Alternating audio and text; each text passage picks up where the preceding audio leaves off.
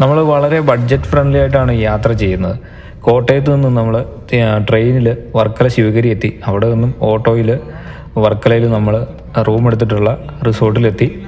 ഇനി വൈകുന്നേരം ഭക്ഷണം കഴിക്കാൻ വേണ്ടി ഇറങ്ങിയതാണ്. അതോടൊപ്പം വർക്കലയിലെ ഏറ്റവും തിരക്കുള്ള ഭാഗത്തെ കാഴ്ചകളും റെസ്റ്റോറൻറ്റുകളും കാണണം. രാത്രിയാകുന്നതോടുകൂടി ഇവിടെ വലിയ തിരക്കാണ്. കൂടുതലും ബീച്ച് സൈഡിലുള്ള റെസ്റ്റോറൻറ്റുകളിൽ നിന്ന് ഭക്ഷണം കഴിക്കാൻ എത്തുന്നവരാണ്. നല്ല നല്ല റെസ്റ്റോറൻറ്റുകൾ നേരത്തെ കണ്ടുപിടിച്ച് ബുക്ക് ചെയ്ത് വരുന്നവരുമുണ്ട്.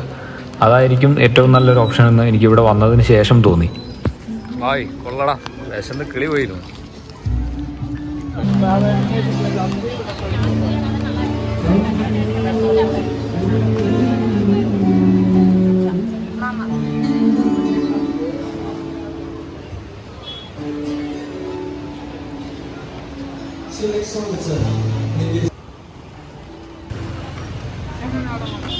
അത്യാവശ്യം നല്ല തിരക്കുണ്ട്.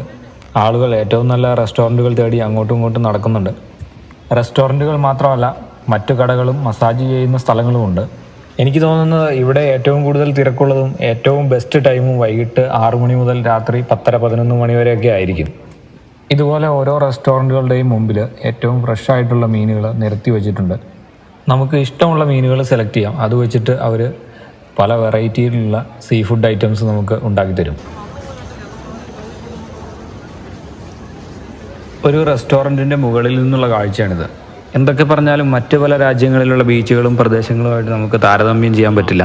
കാരണം അവിടങ്ങളിലൊക്കെ പ്രകൃതിക്ക് കുറച്ചുകൂടി പ്രാധാന്യം നൽകുന്നുണ്ടെങ്കിൽ ഇവിടെ കൂടുതലായിട്ട് ബിസിനസ്സിനാണ് പ്രാധാന്യം നൽകുന്നതായിട്ട് തോന്നി. വഴിയോരങ്ങളുടെയും റെസ്റ്റോറൻറ്റുകളുടെയും നിർമ്മാണവും ഗുണനിലവാരവും വൃത്തിയുമൊക്കെ ഒരല്പം കൂടി ഉയർന്നു നിൽക്കേണ്ടത് വളരെ അത്യാവശ്യമാണ്. വിഷ്ണു ബ്രോ നമുക്ക് ആവശ്യമുള്ള മീനുകൾ സെലക്ട് ചെയ്തുകൊണ്ടിരിക്കുകയാണ്. ഇന്ന് നമ്മൾ ഇവരുടെ റെസ്റ്റോറൻറ്റിൽ നിന്ന് ഫുഡ് കഴിക്കാനുള്ള പ്ലാനിലാണ് നിൽക്കുന്നത്.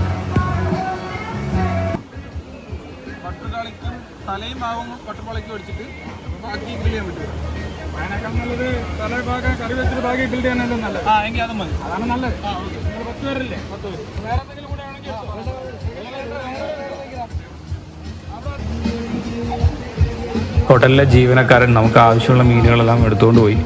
ഏകദേശം അരമണിക്കൂറോളം താമസം വരും.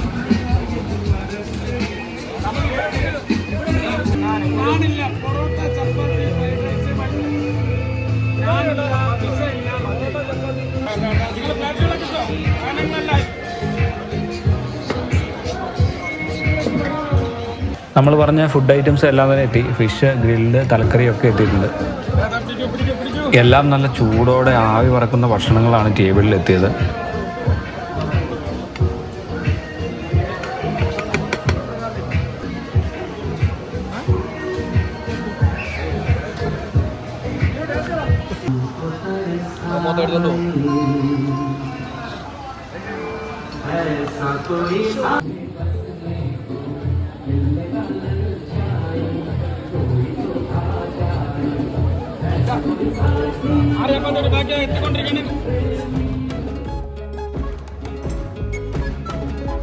ഇന്നത്തെ പ്രധാനപ്പെട്ട പരിപാടി കഴിഞ്ഞു. ഇനി കുറച്ച് നേരമൊക്കെ ഇതിലേക്ക് ഇറങ്ങിത്തിരിഞ്ഞ് നടന്നിട്ട് തിരിച്ച് റിസോർട്ടിലേക്ക് പോകണം.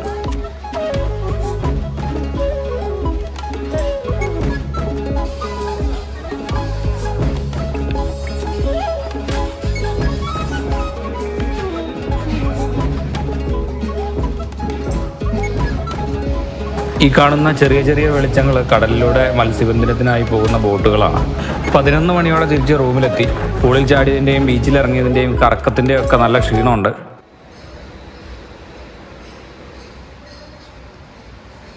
രാവിലെ എണീറ്റ് ഒരു കുളിയൊക്കെ കഴിഞ്ഞ് വീണ്ടും ഇന്നലത്തെ ഉമ്മാൻ്റെ കടയിലെത്തി ഒരു ചായ കുടിക്കണം.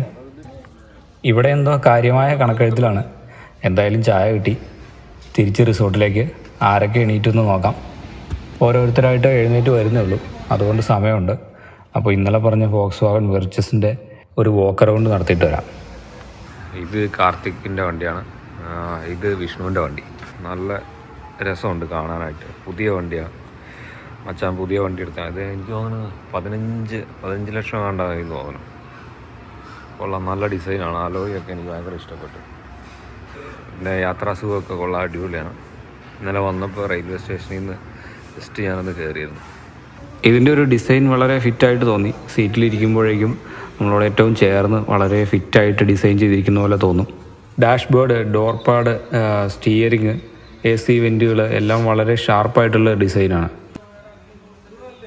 വലിയ ഡീറ്റെയിൽഡ് റിവ്യൂ ഒന്നുമല്ല, ജസ്റ്റ് ഒരു വാക്ക് അറൗണ്ട് പരിപാടി ആയതുകൊണ്ട് ഇതിവിടെ നിർത്തിയിട്ട് ഇനി ബീച്ച് സൈഡിൻ്റെ വ്യൂ ഒക്കെ ഒന്ന് കണ്ട് റിസോർട്ടിന് ചുറ്റും ഒരു നടത്തമൊക്കെ കഴിഞ്ഞ് വരുമ്പോഴത്തേക്കും ബ്രേക്ക്ഫാസ്റ്റിനുള്ള ടൈം ആവും.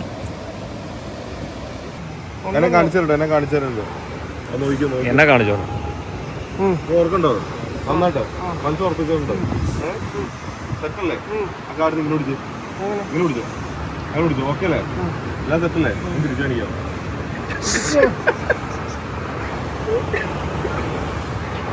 ഇത് ഭയങ്കര മാജിക്കായി പോയല്ലോ.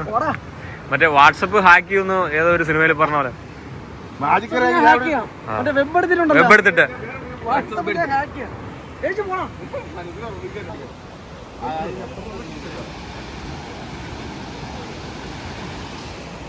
ഇന്നലത്തെ കസർത്തിൻ്റെ ക്ഷീണം എല്ലാവരുടെയും മുഖത്ത് പ്രകടമായിട്ടുണ്ട്.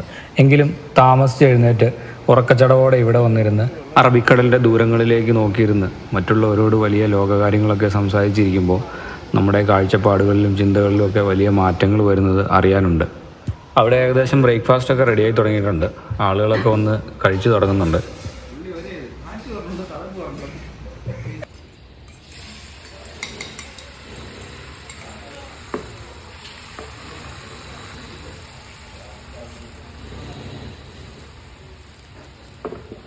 നമ്മളെത്തിയപ്പോഴേക്കും എല്ലാവരും കഴിച്ചിട്ട് പോയി. വലിയ കാര്യമായ ബ്രേക്ക്ഫാസ്റ്റ് ഒന്നുമില്ല. ഒരു ഓംലെറ്റ്, 2 പീസ് ബ്രെഡ്, ഒരു ജ്യൂസ് പോലും ഇല്ലാതിരുന്നത് മോശമായി പോയി. അല്പം കൂടി ബെറ്റർ ബ്രേക്ക്ഫാസ്റ്റ് ഒക്കെ ആകാമായിരുന്നു. ഇവിടെ ചോദിച്ചപ്പോൾ അറിയാൻ കഴിഞ്ഞത് കിച്ചണിൻ്റെ റിനോവേഷൻ ഇനിയും കഴിഞ്ഞിട്ടില്ല എന്നാണ്. ഇന്നലെ ചെക്ക് ഇൻ ചെയ്തപ്പോൾ പറഞ്ഞിരുന്നു പല സ്ഥലങ്ങളിലും റിനോവേഷൻ ഇനിയും പൂർത്തിയാകാനുണ്ട്.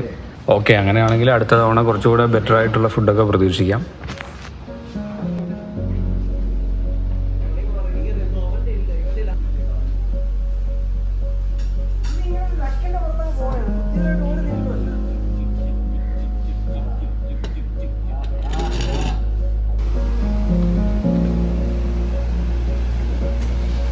ഇതാണ് ഇവിടുത്തെ ഏറ്റവും സുന്ദരമായ ഇരിപ്പിടം. പ്രിയപ്പെട്ടവരുമൊത്ത് സമയം ചെലവഴിക്കാനും ഭക്ഷണം കഴിക്കാനും സംസാരിക്കാനും ഒക്കെ പറ്റിയ ഏറ്റവും സുന്ദരമായ സ്ഥലം. ചെറിയ കടൽക്കാറ്റടിച്ച് എണ്ണമറ്റ തിരമാലകൾ ഓരോ തീരങ്ങളിലേക്കും ഒന്ന് കയറുന്ന കാഴ്ചകൾ, ശാന്തമായ കടൽ തീരം, അങ്ങിങ്ങായിട്ട് പോകുന്ന ചെറിയ ബോട്ടുകൾ. അങ്ങനെ ഇവിടെ ഇരുന്നാൽ കാണാൻ പറ്റുന്ന ഒരുപാട് കാഴ്ചകളും ചിന്തിക്കാൻ പറ്റുന്ന ഒരുപാട് ഓർമ്മകളും.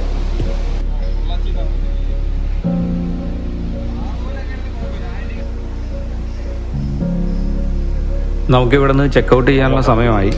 അനുരാഗും അമലും ബൈ പറഞ്ഞ് നേരത്തെ ഇറങ്ങി. അവർക്ക് മറ്റെന്തൊക്കെയോ ആവശ്യങ്ങളുണ്ട്. പുറകെ നമ്മളെല്ലാവരും ഇറങ്ങുകയാണ്.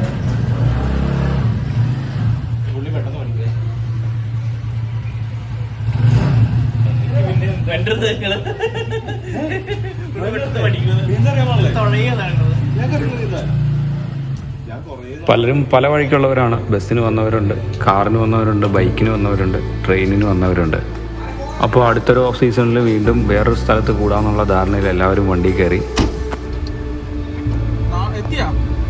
ഇടുക്കിയിലേക്ക് വരാനുള്ള ഞങ്ങളെല്ലാവരും വിഷ്ണുബ്രോയുടെ കാറിൽ വെഞ്ഞാറമൂട് KSRTC സ്റ്റാൻഡിൽ ഇറങ്ങി.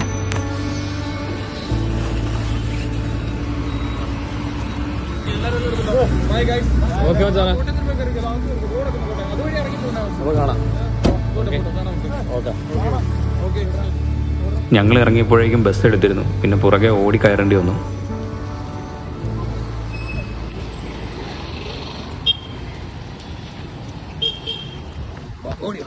ഓടയാണോ?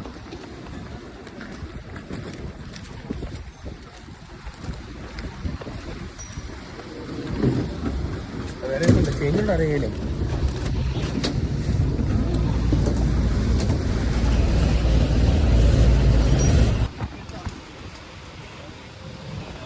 ദീപു ബസ്സിൻ്റെ ടിക്കറ്റ് റേറ്റിനെ പറ്റിയാണ് പറയുന്നത്. എല്ലാവരും എല്ലാ ചിലവുകളും ഷെയർ ചെയ്താണ് പോകുന്നത്. അതുകൊണ്ട് തന്നെ വളരെ ബഡ്ജറ്റ് ഫ്രണ്ട്ലി ആയിട്ടുള്ള യാത്രയാണ്. ഫുഡും സ്റ്റേയും ട്രാവലും ഉൾപ്പെടെ ഒരാൾക്ക് ഏകദേശം 1500-നും 1800-നും ഇടയിൽ മാത്രമാണ് ചിലവായിട്ടുള്ളത്. പലപ്പോഴും തോന്നിയിട്ടുണ്ട് ബസ് യാത്രയും ട്രെയിൻ യാത്രയുമാണ് വളരെ സുഖകരമെന്ന്.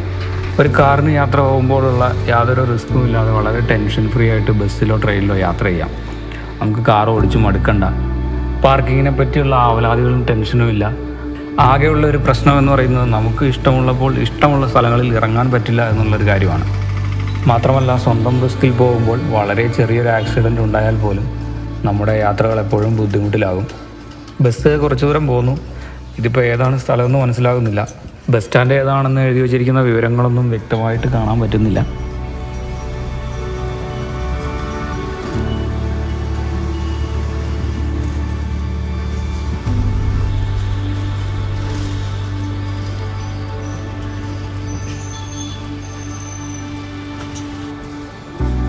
രണ്ടുപേരും ബസ്സിൽ കയറിയതേ ഉറങ്ങി തുടങ്ങി.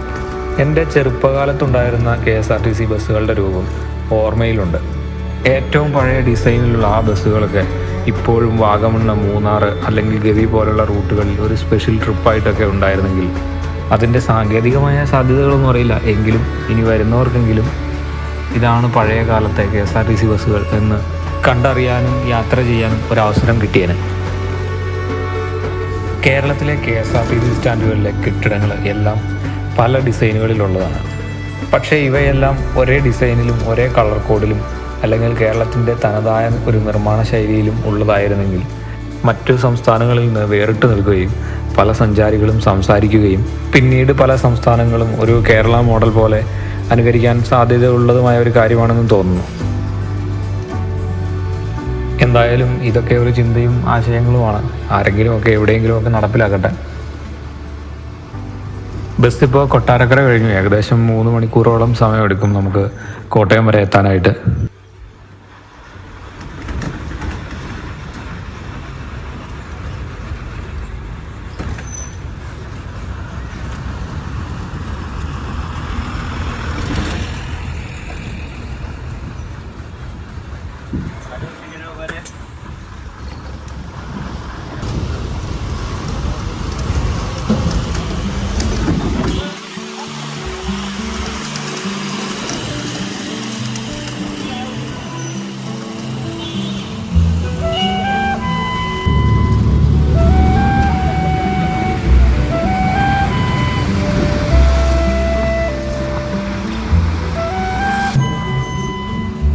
ബസ് ഇപ്പോൾ ചെങ്ങന്നൂർ സ്റ്റാൻഡിലെത്തി. ആരും ഉച്ചഭക്ഷണം കഴിച്ചിട്ടില്ല. അതിൻ്റെ ക്ഷീണവും വിശപ്പും ഒക്കെ എല്ലാവരിലും ഉണ്ട്. നമുക്കിങ്ങനെ യാത്ര ചെയ്യുമ്പോൾ തോന്നും മിക്ക സ്റ്റേഷനുകളുടെയും ഒരു പ്രശ്നം കൃത്യമായ മെയിൻ്റനൻസ് ഇല്ലാത്തത് തന്നെയാണ്. ചോർന്നൊലിക്കുന്ന പൈപ്പുകളും പൊട്ടിപ്പൊളിഞ്ഞ വാതിലുകളും കാട് കയറിയ കെട്ടിടങ്ങളൊക്കെ പല സ്റ്റേഷനുകളിലും നമുക്ക് കാണാം. പക്ഷേ ഇതിനിടയിൽ വേറൊരു കാര്യം ശ്രദ്ധിച്ചു. ഈ ബസ്സിൻ്റെ കണ്ടക്ടർ വളരെ നല്ലൊരു മനുഷ്യനായിരുന്നു. എല്ലാവരോടും വളരെ ക്ഷമയോടെ കാര്യങ്ങൾ ചോദിച്ച് ടിക്കറ്റ് കൊടുത്ത് വളരെ ആത്മാർത്ഥമായിട്ടും വളരെ സമാധാനമായിട്ടും കാര്യങ്ങൾ കൈകാര്യം ചെയ്യുന്ന ഒരു കണ്ടക്ടർ. കണ്ടോ, ഈ കാണുന്ന കെട്ടിടങ്ങളുടെയൊക്കെ അവസ്ഥ മുമ്പ് പറഞ്ഞതുപോലെയാണ്. സൂക്ഷിച്ച് നോക്കിയാൽ 1ാമത്തെയും 2ാമത്തെയും നിലകളിലൊക്കെ പല സ്ഥലങ്ങളിലും കാട് കയറി തുടങ്ങുന്നത് കാണാം.